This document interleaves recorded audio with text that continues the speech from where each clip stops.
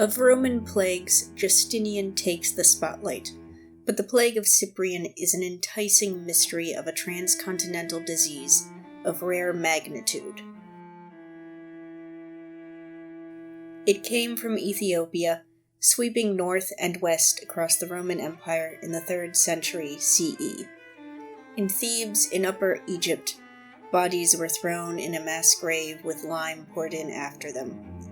In Alexandria, the bishop recorded its arrival in 249 CE.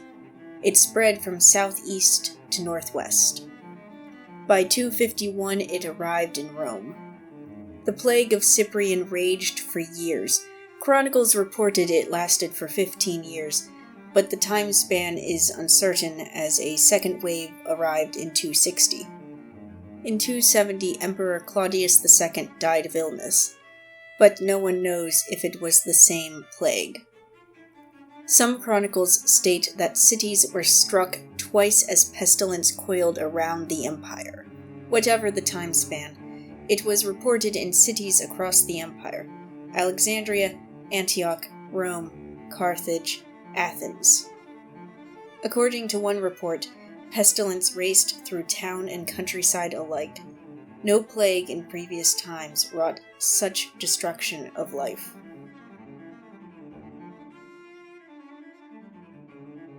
The Christian clergyman, Cyprian, recorded the effects of the disease in his sermons. The pain in the eyes, the attack of the fevers, and the ailment of all the limbs are the same among us and among the others, so long as we share the common flesh of this age.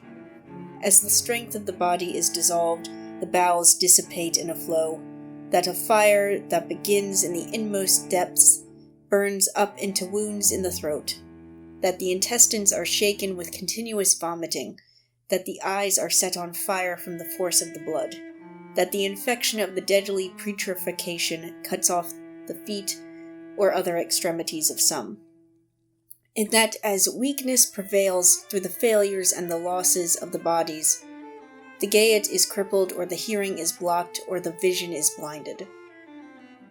It was for these accounts that the plague was named after him.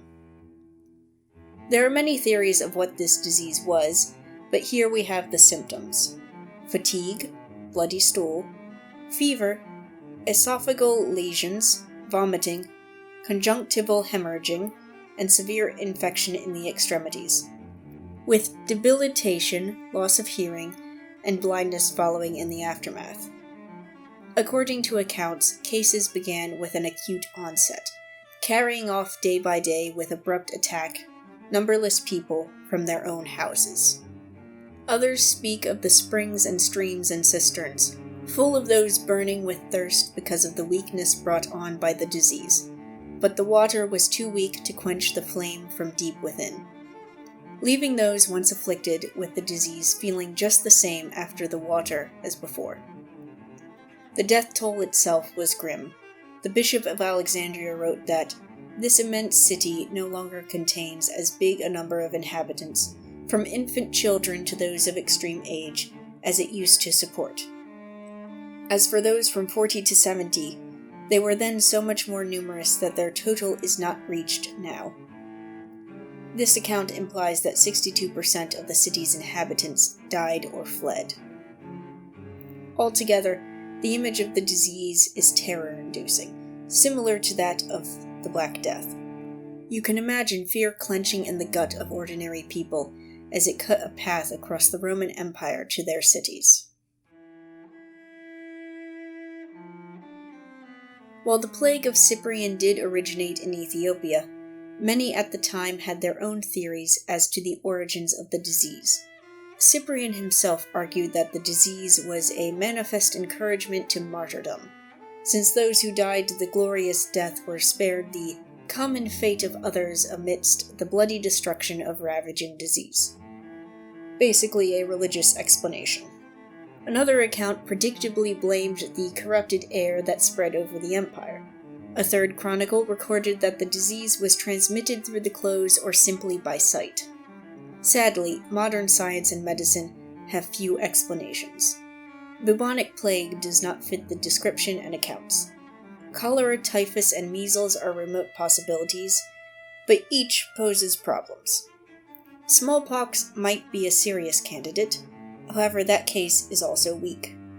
While the 2-generation lapse between an outbreak under Commodus and the Plague of Cyprian means that the entire population would have been susceptible again, none of the sources mention a full-body rash as is present in smallpox infections. Other candidates include plague influenza and viral hemorrhagic fever. Flu has caused some of the worst plagues in human history. Think the Spanish flu at the end of World War I. In addition, flu is an old virus and a highly contagious acute respiratory disease with many forms. Many are very mild, and you've probably had one in the last year.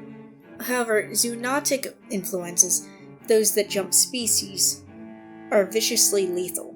They induce an overheated immune response, which is as dangerous as the viral pneumonia itself.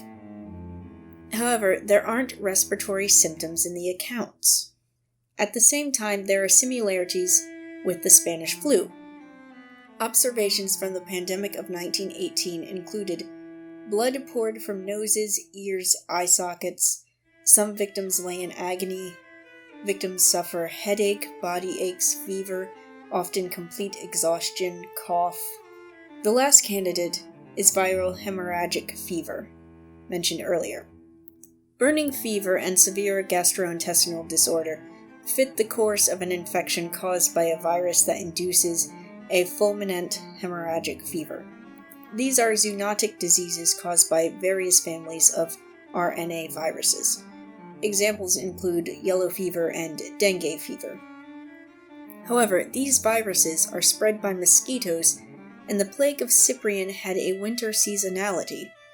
Likewise, the geographic reach and speed of the spread ruled this out. Instead, it might have been a relative of the Ebola virus, as one researcher thinks. The Ebola virus is a filovirus, which is a type of hemorrhagic virus. These are millions of years old. Tissue necrosis and permanent disfigurement of the limbs might reflect Cyprian's description of extremities turning putrid and becoming irreversibly disabled. As Ebola spreads through contact with infected bodily fluids, this could explain the obsession with deadly corpses in the accounts. Whatever the culprit, the Plague of Cyprian was deadly and terrifying.